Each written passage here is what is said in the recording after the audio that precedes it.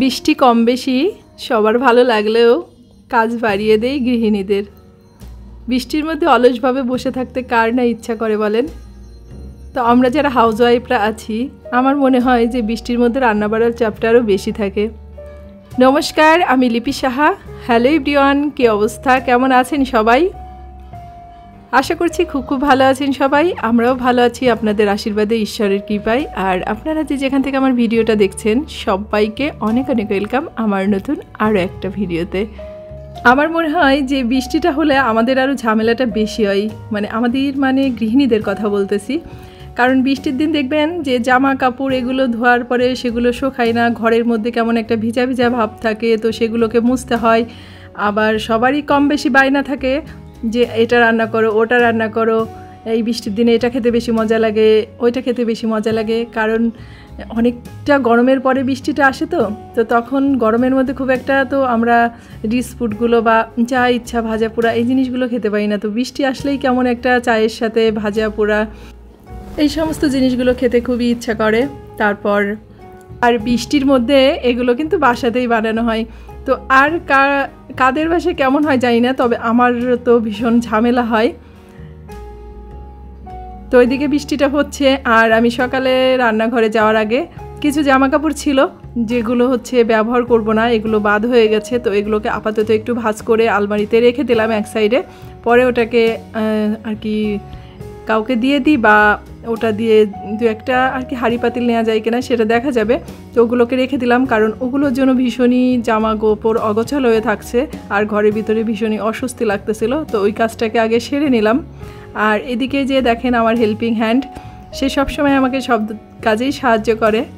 সে যতটুকু সময় বাসায় থাকে, যতটুকু সময় পায় আমাকে হেল্প করে, সে কখনো অলস বসে থাকে না। তো আমাকে এইদিকে শাক বেছে দিচ্ছে, আর আমি অলরেডি দুপুরে রান্নাটা বসিয়ে দিয়েছি। গত 2 দিন ধরে লং ভিডিও আপলোড করতে পারিনি, আর ভিডিওটা আপলোড না করলে নিজের কাছে ভীষণ খারাপ লাগে। সব কিছুই রেডি করা আছে, তারপরে একটু কেমন একটা যেন নিজের কাছে একটা অলসতা মাঝে মাঝে কাজ করে যে না থাক দেবো না। আবার অনেক সময় কি হয় জানেন তো, যখন দেখি যে আসলে ভিডিওটা সেই ভালো রেসপন্স নেই, তখন আরও বেশি নিজের কাছে নিজের খারাপ লাগে, তখন আর কি সেই উৎসাহটা হারিয়ে ফেলি। তো এই কারণেই আর কি ভিডিওটা আপলোড দিতে পারিনি। কিন্তু আবার নিজেকে মনটাকে বুঝিয়ে ভাবলাম যেটা হয় হোক, যেহেতু একটা কাজ করতেছি তো এটাকে আর কি বাদ রেখে কী হবে, প্রতিদিনকার কাজের মতো এই কাজটাও করি। তো সে কারণেই আর কি 2 দিন পরে আবারও ভাবলাম শুরু করি। তো দেখেন দুপুরে রান্না বাড়াতে বসিয়ে দিয়েছি। তো এদিকে মাছ হচ্ছে, ওইদিকে ঝিঙার সর্ষে পাতুরি করতেছি। আর শাকটা আজকে রান্না করব না, কালকে রান্না করব, আগামীকাল। তো বেছে রেখে দিলে কি হয়, ওটা কি ধুয়েই কেটে রান্নাটা করে নেওয়া যায়। কারণ শাকটা বাছাটা কিন্তু আমার কাছে মনে হয় যে একটু ঝামেলা। তো যাই হোক, ওইদিকে মাছগুলোকে ভেজে নিচ্ছি, আর এদিকে ঝিঙেটাও প্রায় হয়ে আসছে। তো এর মধ্যে এখন সর্ষেটাকে দিয়ে দিব।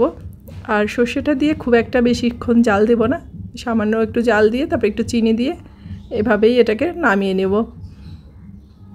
তো এটাও আমার শাশুড়ি মায়ের রেসিপি, আমি আমার শাশুড়ি মায়ের কাছ থেকে এটা শিখেছিলাম, আর আমার ভীষণ ভালো লাগে। আর ঝিঙেটা যখন দেখবেন যে তেলটা ছেড়ে দেয়, ঠিক সেই সময়টা নামাবেন। আমার কাছে মনে হয় ঝিঙেটা ওই যে জল জল থাকলে সেই অবস্থায় ভালো লাগে না, একটু তেল ছেড়ে দিয়ে নামানোর পর সেই ঝিঙেটা খেতে বেশি ভালো লাগে। তো এদিকেও ঝোলটা হয়ে আসছে, মাছগুলোকে দিয়ে দিলাম, দিয়ে একটু মাছটাকে ফুটিয়ে নিব। তো এই হলো আজকে সারাদিনের কাজ। তো আসলে সব কিছুতে আর কি দেখানো সম্ভব না, অনেক অনেক কাজ হয়েছে, তারপরে যেটুকু আর কি পেরেছি ভিডিও করেছি আপনাদের সাথে শেয়ার করলাম। তো সবাই ভালো থাকবেন, সুস্থ থাকবেন, আর অবশ্যই সাবধানে থাকবেন। ভিডিওটা ভালো লাগলে অবশ্যই একটা লাইক কমেন্ট করবেন। ভালো থাকবেন সবাই, দেখা হচ্ছে নেক্সট ভিডিওতে।